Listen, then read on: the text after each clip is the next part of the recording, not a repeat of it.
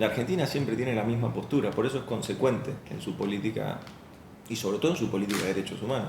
Por eso por primera vez la Argentina preside el Consejo de Derechos Humanos de Naciones Unidas. Y la votación fue una votación por aclamación. Siempre hay opiniones y la política siempre es materia opinable. Ahora, la definición de la votación es una definición del canciller y del presidente. Y es respetable también la opinión que tengan otros. Digo, para la Argentina y para este canciller, la defensa de los derechos humanos no tiene color político, ni hay afinidades. No existen las afinidades. Lo que uno tiene que evaluar es, más allá de las diferencias internas que hubo con la votación del fondo, con respecto al acuerdo con el fondo, lo cierto es que el acuerdo salió y fue mayoritario el apoyo.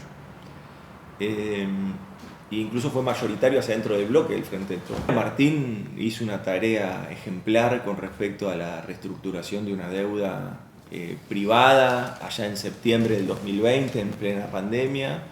Yo no veo para nada que haya un ciclo cumplido, ni mucho menos. Me parece que el presidente sigue confiando en él y el presidente determinará como determina con este canciller, digamos. Si mañana él precisa, otra marcha o otra orientación, como dijiste vos, con otro plan, bueno, el presidente es el imprescindible en esta alianza de gobierno y en este frente político. ¿Solo el presidente? Sí, el presidente es el imprescindible del Ejecutivo. Todos los demás son presidentes.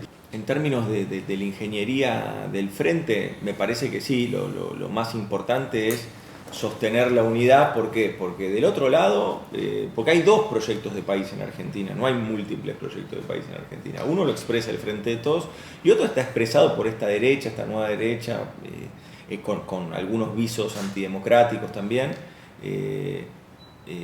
donde se promueve el discurso del odio. Digo, esos son los dos países que están en pugna.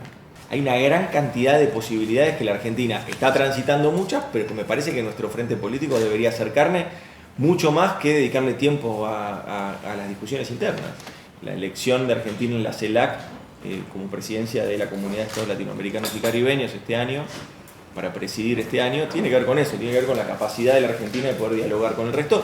Y amistosa, ¿por qué? Porque no busca conflicto donde no existe. Y después tiene posturas bien rígidas con respecto a condenar el uso de la fuerza a la hora de la búsqueda de resoluciones de conflicto entre países.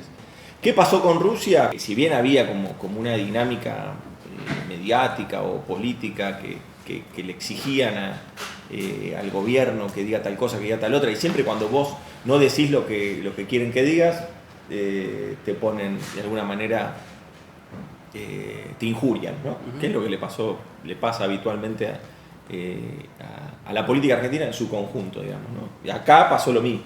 El 24 son los primeros bombardeos. Y el mismo 24 la Argentina, 10 de la mañana, digo, nos amanecimos el 24 con esto. El mismo 24 la Cancillería expresa su rechazo al uso de la fuerza de Rusia sobre Ucrania. Es lo primero que hace. Y a mí me toca el día 28, o sea, estamos hablando del 24 al 28, ¿no? Abrir la sesión del Consejo de Derechos Humanos de Naciones Unidas. Y en esa sesión yo planteo la postura de fondo de la Argentina, que era una condena de la invasión rusa sobre Ucrania, ¿no? Lo que sucedió fue que los acontecimientos fueron modificándose. Lo que cambió no fue la posición de la Argentina. La Argentina tiene una postura.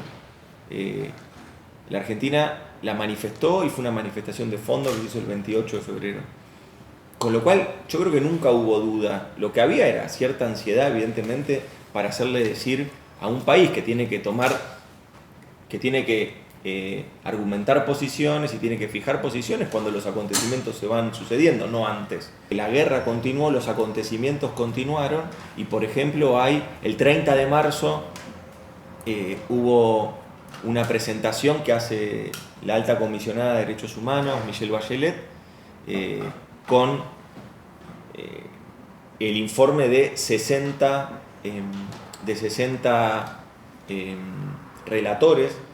observadores, de 60 observadores que tiene Naciones Unidas en Ucrania. Y ahí, bueno, hacen todo un planteo que si bien no es vinculante, lo cierto es que empieza a generar una instancia probatoria de que había violación de derechos humanos en Ucrania. Lo que hizo la Argentina es continuar con su apego irrestricto a la defensa de los derechos humanos, y no hay fisuras. No hay fisuras. La Argentina siempre va a defender los derechos humanos, siempre lo va a hacer. En cuanto al tema Venezuela, puntualmente, ya hemos visto que ha habido un proceso electoral, que ha habido avances en cuanto a vuelvo al Consejo de Derechos Humanos de Naciones Unidas y a la función de la alta comisionada Michelle Bachelet.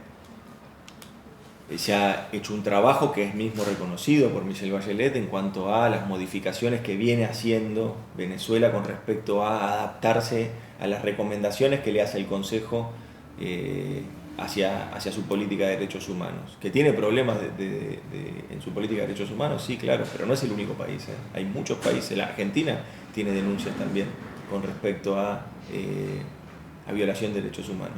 La sigue teniendo. Esto, ¿no? A ver, entonces solamente por eso digo, es función de la Argentina señalar un país